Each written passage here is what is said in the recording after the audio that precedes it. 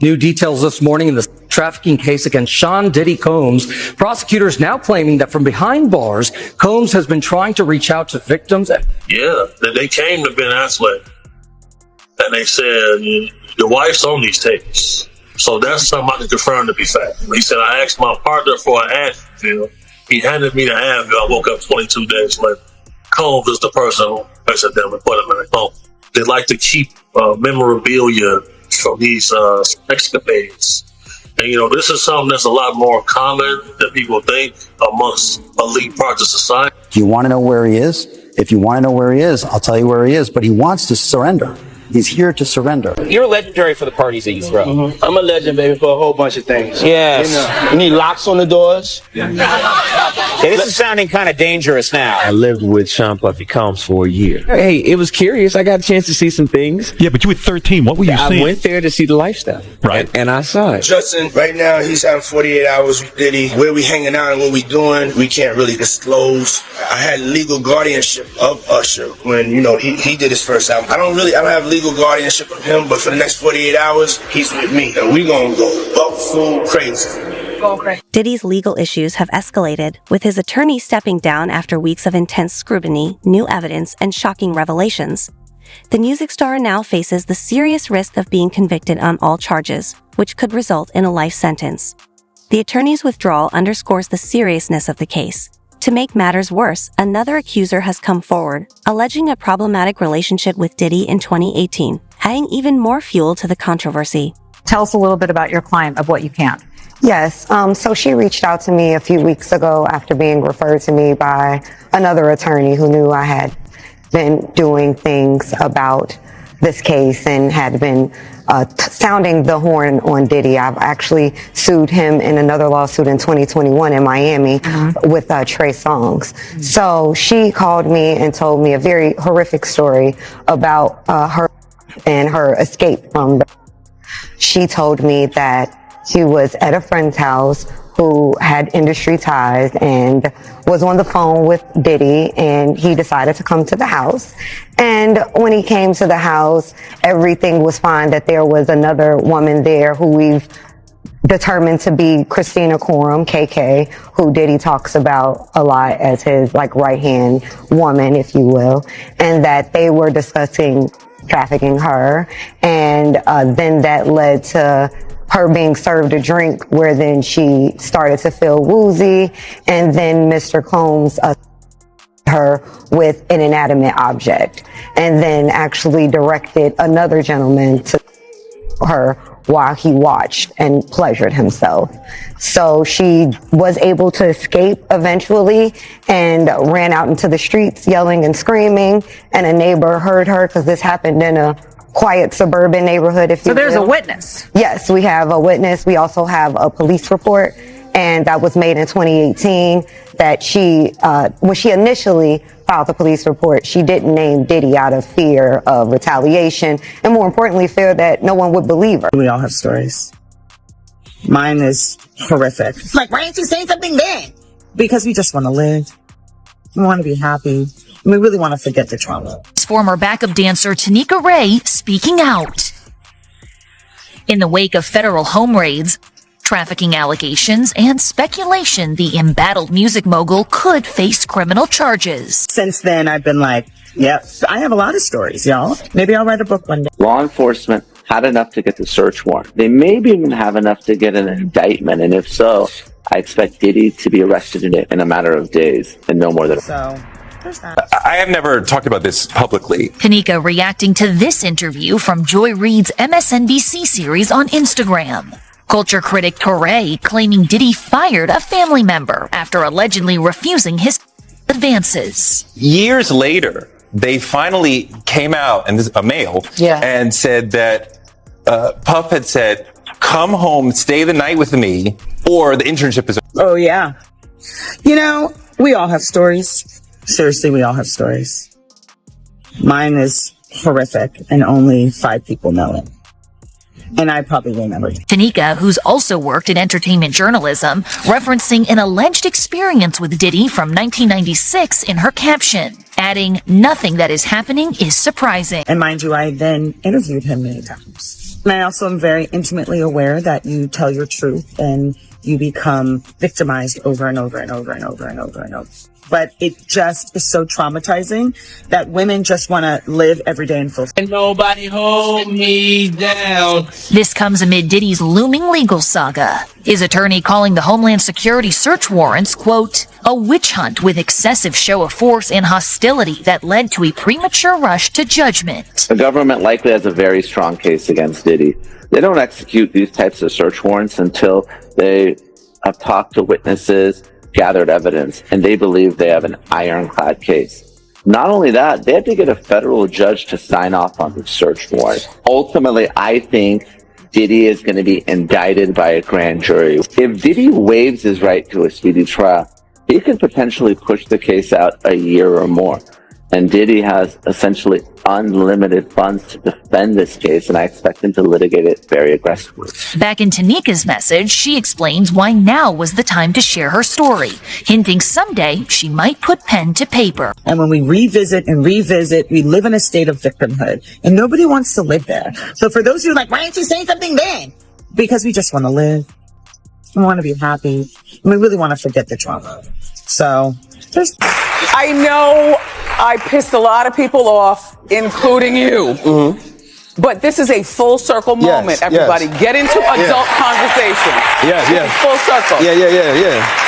Okay, because I haven't seen you in over 15 years, but I'm not seeing wrinkles. I'm seeing good. I don't, you live a really hectic lifestyle, and I don't understand all the running around. And who are these people that you surround yourself with? And who are these people? Do they violate you? Do you get robbed? What happens? Now you threw a house party, and I got the footage.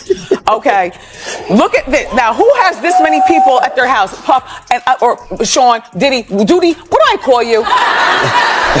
I think you should call me Puff. You always call me Puff. I do. Yes. Okay. First hurdle jumped. Jesus. I'm not gonna lie, I was nervous to come. The controversy surrounding Diddy keeps growing. Tanya Wallace, a former guest at his infamous parties, has made shocking claims. She alleges that minors attended these private gatherings and were dressed inappropriately, which she found deeply unsettling. Now, I want to start with Tania Wallace, who claims she's been at a freak off and said she saw children, and it was hard for her to say it. It was very hard for her to say it, Ashley. So what she said was that she was flown out from LA to Miami by the Saudi prince. And they ended up eventually on Star Island at one of Diddy's parties.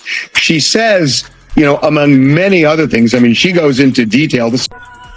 She believes she witnessed underage victims at one of Diddy's 2018 parties. I'm looking like, are those midgets? Because it's people over them. Like, it's people trying to hide what they're doing. Adults who are little people, or are you talking about minors? Am I going to get in trouble? I don't want to say I witnessed any of that crazy stuff, but we all have common sense. Little people. It's not supposed to be there. You're talking about underage people. It's a shame. Is this woman, Tania, is she really saying that there were minors involved in these freak-offs? That is exactly what she's saying, Billy. Now, as for what they were doing, she never really could get a clean look at it. She said there was a wall of adults encircling them who clearly didn't want everyone at the party to see what was happening there. She said when she saw this scene with the younger people, that it was about 7 a.m. and that the party had been going all night. Did anyone ask her why didn't she leave, and what was she doing? She was there as the guest of a Saudi prince. Why she didn't leave, I don't know what time she left. I agree with you that once you see something like she's describing, that's the time to tip out the door. Or call the FBI. Or call the FBI, exactly. But that's the other thing that we've heard from a lot of people who've been involved in parties with Diddy, that there are NDAs that are signed. and you walk out and you feel like, I can't say anything to anyone. Real reasons why or what really happens, they don't know because they wasn't there. And that would affect me emotionally. But I got myself into a situation where I was about to get trafficked. And this was like 3 years ago. And I was just like, it was a close one. You know, I came up on this prince, and he was Arabian. He flew me to Miami, and he said I was going to be there for 2 weeks. We were in a $30 million house, and I ended up being there for a month. And I had to escape, okay? And we were meeting so many girls, and girls from Love and Hip Hop was coming in the house, and celebrities was there, and all of this stuff. But it started to get real weird. You know, it was a lot of drugs. And like, I don't do hard drugs like that. Like, I was smoking weed, you know, and they were doing hard drugs and stuff. And it was just like, it was getting, like, my gut was telling me something bad is about to happen. But he was trying to like distract us with buying this stuff. We was going shopping and doing all these things. And for some reason, I felt like I'm used to getting, but like this right here, where am I about to be tomorrow? And why are we still here? So then he says, well, we're going to go to Cuba. So the girls start talking in the house, and they're like, girl, I got to get back home. And he said that I can't leave. And I'm like, well, what is he going to do with us? Then, you know, we had went to some celebrity's house, and we ended up at P. Diddy's house. And I just started hearing conversations, and I just got trafficking from it. Because, you know, I heard the prince saying something like, oh, you can have whoever you want. Like, he was like selling us, you know? So I'm like, is this traffic? Like, what the? And it gave me a whole nother outlook on everything too. And I had to like really like pump my brakes on how I do things. And maybe because a week before that, I had just said like, I want to be in Miami. I want to be around royalty. I want to spend this much amount. And I realized everything that I said that I wanted, it came like the next week. In a recent Asterisk, No Jumper Asterisk interview, Tanya Wallace dropped shocking revelations that have fueled even more controversy. She described Diddy's parties as more than just wild, hinting at a disturbing darker side. The most troubling claim, she alleged that Diddy's own sons were present at these events. Being like later than out here, like 4 o'clock. Yeah. We go back to the mansion. We chill for like an hour. Next thing you know, we load it up like how we always do. We load up and go places. But now we loaded up on our way to Star Island. What is that? Star Island where Diddy lives. Oh. So that's where his freak off goes. It's just like a section of Miami, or it's like an actual island? It's actually, because the street has like a whole bunch of palm trees and stuff like that. Okay. Like, you know, I did TMZ. I just did a documentary for TMZ last week, right? Okay. And it's the, I seen you on the first one. Oh, they're doing a follow-up. Yes, because they have more information. So it was the downfall of Diddy. That's true. There's like hundreds of more accusations after the first one. Yeah. Exactly. And so I sat down with Harvey, and they basically, I got there because I had footage. So I gave them footage that nobody has. Okay. And so we're on Star Island. I'm in my Snap recording like, oh, Diddy's house is lit, but I haven't gotten there yet. So I'm not knowing as soon as we get to the door that they were going to lock up our phones in bubble cases. We could hold it, but it's locked up. We can't use it. Right. So I'm like, what the? So I walk in. Instantly, one of Diddy's sons, Christian, was like, you, come here. Now I'm walking with the girl that I brought. The other girls are walking behind me, but once we got in the house to the side door, it was a backyard, so everybody split up. And so the vibe is that the pretty girls, dudes will come up to him and kind of like make it clear, like, yo, you're getting invited to the latter tier of this party. Exactly. And they're giving out what, like little sandals? Exactly. That's what they were giving out. So when the son came up to me and said, you come here, or called me over there, I'm like, who, her? He's like, no, you. So I'm thinking like, why not both of us? But okay, whatever. He's like, take these shoes. The shoes, the robe shoes, white terry cloth robe shoes. They're like, oh yeah. And I'm like, what do I do with these? He like, this is how you get in the house. So I just took them. I carried them. And that's when Diddy came, like, just appeared. Now, when somebody walks behind you and rubs the side of you, you already know, like, what the? Yeah. You might as well hold me and pick me up. What was you about to do? Throw me in the pool? But everybody was already skinny dipping. That's nothing. When I walked in, before I seen Diddy, I'm just peeping out everything. House music going like a rave. Do, do, do, do, do. And it's real, real loud. It's 7 o'clock in the morning. People drinking mimosas, eating eggs and bacon in the goddamn pool. But naked though. And just walking around, and waitresses passing around drinks left and right. I was even holding the drink in my hand, and I don't even drink like that. Occasionally, but so when he came up to me, he's like, how are you liking my house? And I'm like, I'm trying not to be starstruck, so I wasn't looking him in his eye. And so I was just having side conversations with him. He's, the prince been telling me a lot about you and like, but you need to go inside my house. Enjoy my house. And he's saying little stuff like, what's mine is yours and all of this stuff or whatever, right? So I tell my friend, like, girl, let me just go up in this house. Like, the wants me to go inside. Right. But I don't want to leave you out. So I'll be in there for a few minutes. I'll be right out. Walk up in there. This going on, that going on, a few things going on. So wait, like the main house is the party, and then there's a separate room or a separate section where the freak off is taking place? Separate section where the freak off is taking place. And you can't see this section from the main party? No, because you got to go inside the house. The party is like outside, and the party is inside too, but that's the freak off. Okay. So people that are just outside, they won't know what's going on. And you're talking about until you walk in. You're saying publicly in multiple people. There's just like a couch. Exactly. And there's just some couple dudes fucking a bunch of girls? Yeah, and naked. Everything. I mean, they not pulling shit to the side, trying to be discreet about it. No, this is like they in the room by themselves, tuning out everybody around them. Such a crazy concept to me because I have so much experience having on camera, but I can't imagine just being at a party and just wanting to have an where like a million other people could see you. It seems like such an obvious thing to be like, let's go in the other room. Right. But you know what? With the music and the drugs and the drink, do they even care? And I was thinking about that. Like if I'm gone off the molly. I'm talking about gone. Like like sure, a rave. Like I've been to these Hollywood parties.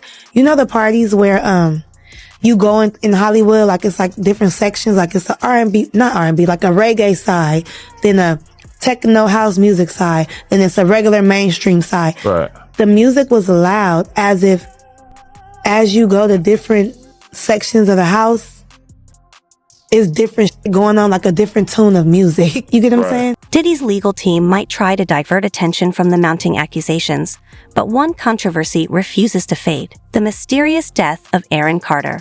The former child star, who found fame at just 9 years old, tragically died at 34. While his death was officially attributed to drug use and mental health challenges, fans and conspiracy theorists have always questioned the narrative. Now, new theories are surfacing, suggesting a potential link between Diddy and Aaron's untimely passing. Following developing news tonight in Lancaster, where pop star Aaron Carter has died at the age of 34. Yeah, the troubled performer grew up in the limelight, but he was in and out of rehab several times in his short life. Chris Wolf is live for us in Lancaster. He's got more on this. Chris? Yeah, Rick, MB, the street is now cleared. People have been moving in and out of that home behind me all day. And tonight we heard from some of those closest to Aaron Carter, and they all say the same thing. They all share stories of a very kind, loving, caring, humble, yet troubled young man.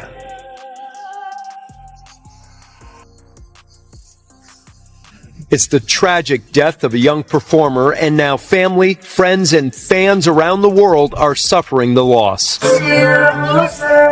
Singer, rapper, actor Aaron Carter is dead at the age of 34. Oh my God. Carter's close friend and stylist shared this video of a recent birthday celebration for Carter's fiancée, Melanie Martin. She is also the mother of their 11-month-old son, Prince. It's very painful. Very, very painful. I talked to him 2 weeks ago. He was at the dentist and he FaceTimed me. He said, come over. And I said, I have work to do. I wish I could have just go see him at least one more time. Nick's brother, Aaron Carter. Right. A lot of people keep forgetting. Aaron Carter was begging for help, begging for independent financing, begging for security. He made it very clear Sony was out to get him, just like Michael Jackson told him they would be. And right around that time, his brother had just been accused of raping one of the girls from making the band, Diddy's entity. And they were trying to make all of that go away. And Aaron called his brother out. And then the next thing you know, he said, if anything happens to me, I did not do this to myself. And then he was gone.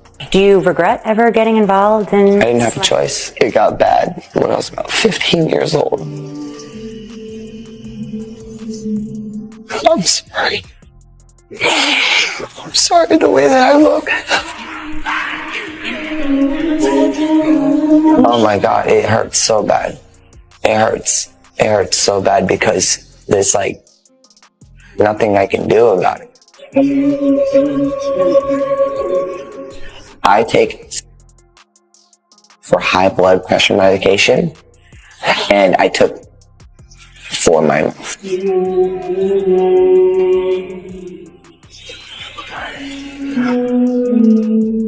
How would you feel every 2 seconds seeing a tweet? Yeah. Oh, look at this. Oh. Aaron Carter's mom has made a pretty remarkable decision. She has decided she wants the world to see the death scene, where the bathroom where Aaron was found dead. And the reason for this is she is calling out the police and feels like they did not do a proper investigation here, because she's certainly insinuating that there may have been foul play involved in Aaron Carter's death. We're gonna bring her on, but before we do, I just want to make something really clear. The police have said it was not foul play.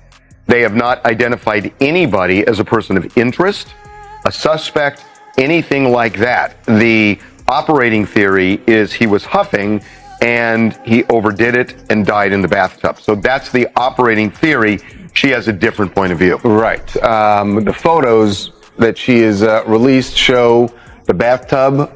It shows the floor around the bathtub, and there are things that she sees there or doesn't see in these images that that make her suspicious. And she wanted to make sure that Aaron's death remains something that people are talking about. And I think she's insinuating she wants people to put pressure on the police to do a thorough investigation. So joining us now to talk about why she put these out is Jane Carter, Aaron's mom. Jane, welcome to TMZ Live. Thank you so much. So Jane, why don't you walk us through what troubles you about that scene, about the things that you saw in the photograph and the things that you've heard happened in the house? Oh, well, the first day, I got a call. The first thing, I got a call from my daughter, Angel, and she said that Aaron was found in the pool. So then I found out later that he was found in a tub, and the stories just kind of kept changing. But I was very concerned. Diddy's downfall deepens as the once powerful music mogul faces another crushing blow. His bail request has been denied for the 3rd time, raising the likelihood that he could spend the rest of his life behind bars. Despite fierce efforts from his legal team, the overwhelming evidence and growing list of accusations leave Diddy with fewer and fewer options. I talked to you about that breaking news before the break. We are just learning that a judge has denied another one of rapper Sean Diddy Combs' requests to be released on bail. Remember, he's behind bars at the Metropolitan Detention Center in Brooklyn, waiting for his trial to get started next year in May. He's been detained for 2 months on charges of trafficking and racketeering, which he's pled not guilty to. Chloe Malas is following this for us. We were waiting for this decision. We got it in now. What do we know? All right. Well, it's 5 pages. And the takeaway here is that the judge is saying that no condition or combination of conditions will reasonably assure the safety of the community. And that was what New York prosecutors were saying. I was in court twice last week, and I listened to these prosecutors say that he was a danger to the community, and they showed that video, that surveillance video of him from 2016 brutally beating his then girlfriend, Cassie Ventura, saying that he has a propensity to violence, and that alone is a reason why we cannot agree to the proposed bail package. Now, his team had offered $50 million, a home of his in Miami as collateral, and they said that he would live in an apartment on Manhattan's Upper East Side, monitored by 24-hour security, that he would only talk to his attorneys, that he would only have, certain family members on a pre-approved list, and that, he would actually be under stricter conditions than he is at the jail in Brooklyn. But clearly, this is the third time. Yeah. This judge not buying it. What was Diddy like in court? You were there twice last week. What was his demeanor like? I mean, he was smiling on Friday, turned around and looked at his children. All of his children were there except for his infant child. His mother was there. He looked a little thinner. He looked a little worse for wear. But he has seemed upbeat and positive. And a few days earlier on Wednesday, so a week ago today, his legal team had a win, because his team was able to say that New York prosecutors wrongly obtained 16 pages of notes from his jail cell during a routine sweep, that it had his defense strategy, it had witnesses that they planned to call at the criminal trial in May, and the judge agreed that those should have been protected under attorney-client privilege. So there was a feeling today among reporter friends of mine and people in the building here that, maybe there's a chance that the judge, given he's taking several days to think about this, he asked for both sides to write a letter, that he might release him. But this is the third time. His team were waiting for a response from his legal team. They could appeal again. But we were talking to Danny Savalos earlier, and he said, they would have to propose something new and different to potentially be successful for a fourth attempt. Yeah. They playing a game with him because they want him probably to be a witness or to turn over some evidence on some other people that they would like to have behind bars too. And you got to realize this. For him to do that, and if he does that, his life is more in danger outside of jail than it is in. Because they can't do the same Epstein move again. They can't do the same Epstein. My friend told me that they put up so many cameras after that Epstein stuff, they can't do that move again. Whether allegedly he did it to himself or somebody else did it to him, we don't know. Whether he's on a private island or he's in the grave, do we really know? The whole thing about it is that he may be safer in jail if people are making his beds and he telling people to smile. He may be safer in jail than he is out. Man, I don't know. I thought he would have it hard, man, because since that was Brooklyn, and Brooklyn always stands up, and a lot of dudes from Brooklyn think that he led big to his death. You understand? And by him being housed in Brooklyn, I thought that it would be real difficult for him. But, money talks, bullshit walks. You're going to hear about my party. They're going to be shutting them down. They're going to probably be arresting me, doing all types of crazy things just because we want to have a good time. It ain't nothing but break it down racial barriers, break it down generation barriers. All Perlman talking to Jay-Z talking to, you know what I'm saying? It just goes on and on. What other secrets could Diddy be hiding? Let us know your thoughts in the comments. And if you're here for the latest drama, don't forget to like, share, and subscribe for more jaw-dropping stories from the music world. Stay tuned, and we'll catch you in the next one, fam.